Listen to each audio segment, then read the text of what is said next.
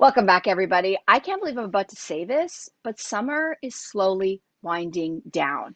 Okay, I said it, but it's not quite there yet. We do still have some time to enjoy this amazing weather. And so, why don't we do that with some agave-based spirits? Let's dive through what exactly that means, what it is, with the one and only founder and beverage director of Liquid Culture, Monica Carbonell, who is back. Hi, Monica. Hi, ladies. Okay, agave. People might see it, read it. What the heck is an agave spirit? So, agave spirits are liquors made from the agave plant, which you need to know now, it is actually not a cactus. It's actually closer in relation to asparagus and other unrelated relatives.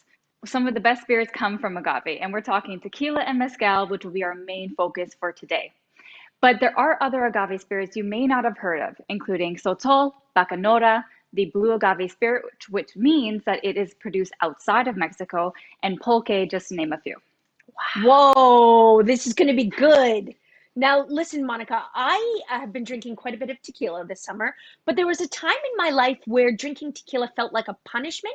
And I'm guessing that's because the quality of what we're getting now has changed so much. We're getting such good stuff now. Oh. But explain to me why there's such a difference in taste. So if tequila makes you sick to your stomach because you think of those dollar college, tequila days, that's probably because you were served a bad mixto. Now, a mixto is a type of tequila, but it can be made with up to 49% of non-agave sugars. So when you see a bottle of tequila and it simply says tequila and it doesn't have the 100% agave note on it, you're probably sipping on a mixto. Now, a mixto Huh. is not all bad, but the general selection that we have, unfortunately, here has those added sugars and processed chemicals. So always keep an eye out for a bottle that has that 100% agave label on it. Okay. Okay, we are getting an education. Some people may be more familiar with like tequila blanco or maybe reposado or something like that. What are the different types of tequila that are out there? So tequila has four main categories, and that's the blanco, reposado, anejo, and extra anejo. Now, a blanco is unaged, and all tequila starts off with a blanco as a base, and then it's aged for in certain casks to get that different denomination. So reposado needs at least 2 months to be called it, and then the anejo needs at least a year, and extra anejo needs at least 3 years in a cask. Okay, Monica, let's whip up some drinks. And you used a tequila blanco in an amazing summer drink. It is a watermelon mint margarita. Tell us all about it. All right, so the Blanco I'm using here is unaged, as Blancos are, and often referred to as silver tequila. Now, the one I'm using, it's actually the local favorite in the town of Jalisco, which is the birthplace of tequila. Now, to make this is very, very simple. We're going to obviously prep our glassware first, so line it with salt and then add your ice.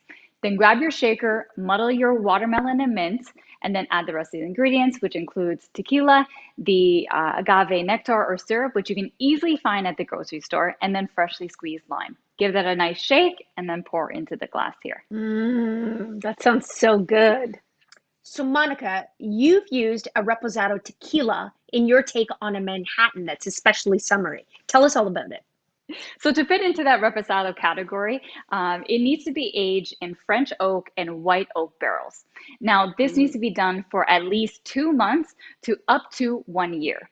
Now, when you start to drink these reposados and anejos, they start to resemble more characteristics of whiskey, which is why I actually love Oh, switching whiskey cocktails and switch out the whiskey with reposado instead. So those old fashions, Manhattans, which is exactly what I've done here. So what you want to do is grab your mixing glass, and I muddled a strawberry inside. And then we're going to add the rest of the ingredients. So we have the Don Julio Reposado, 2 ounces of that. It's one of my absolute go-tos. And then we're going to add our dry vermouth. So we're switching it to make it a little bit brighter. And then Drambuie. So Drambuie is a whiskey-based liqueur that has those honey, spices, and herb notes. So I find it really just marries all the flavors together and softens the edges of that reposado. Then you're going to add some lavender bitters, give it a really nice stir, and then mm. strain it into this beautiful coupe glass here. Oh, Wow. Okay, the education continues because I want to be an educated drinker. So tequila and mezcal. I want to know what the difference is because to me, like the uninitiated, I always just think mezcal equals smoky, no thanks for me. Is that the simple Mm-hmm. difference? So technically, tequila is a type of mezcal.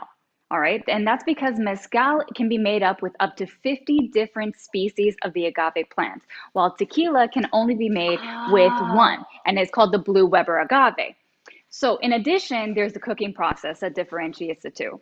So, tequila is typically steamed in industrial ovens, while mezcal, that is inside earthen pits that's lined with lava rocks, and then it's filled with charcoal and wood, and then distilled in clay pots.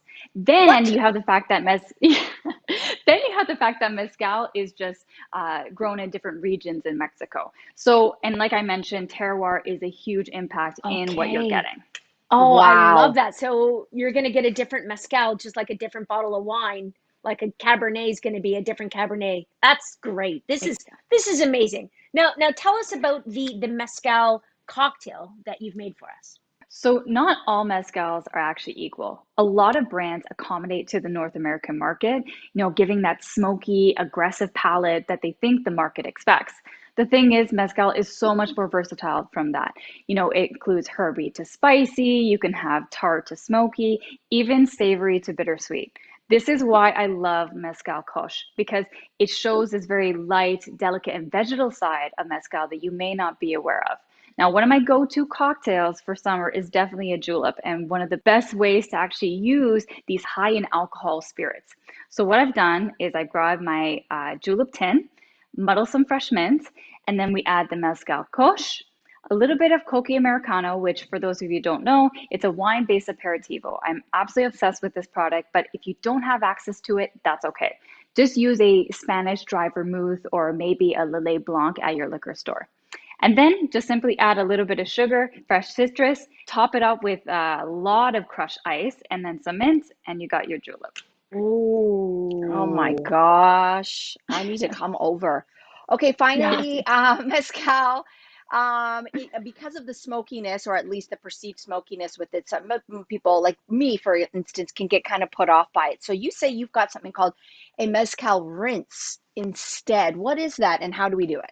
So many cocktails, that have mezcal can quickly become overwhelmed in terms of the balance. So if you have someone also that just maybe you want to slightly introduce them into mezcal, just add a rinse into your glass to some of your classic cocktails, and it adds such a level of complexity that you would not even believe. So Huh. I'm using Los Siete Misterioso mezcal, which is actually uniquely Canadian because it's a founder from Oh. Vancouver who wanted to take care of bartenders and provide them with some quality and value. So I'm going to grab a glass, and with this little spray bottle that I grabbed from the dollar store, I just filled it with mezcal and I give it a light spritz inside. Okay, you just need a couple spritz in there. Now, what I like about that is because you got to put it into the glass first. Now, don't spray it on top of the cocktail because you're going to get those aggressive flavors right away Mm-hmm. instead of it Mm-hmm. incorporating into the cocktail. So that's way number one. And then way number two, very simple. You just add the tiniest drop into here. Okay. So we're going to add that. And then just line the inside with the mezcal and then build your cocktail from there. Jess, I don't know about you, but I have learned I feel like I have a PhD in agave spirits now. Me too, and I'm extremely thirsty. Me too. Me too. And it's hot outside. Monica, this has just been so fascinating and delicious as well. Thank you so much for all of these. And you're watching going, where do I get all these recipes? We got you covered online at thesocial.ca after the show. We'll be right back after this.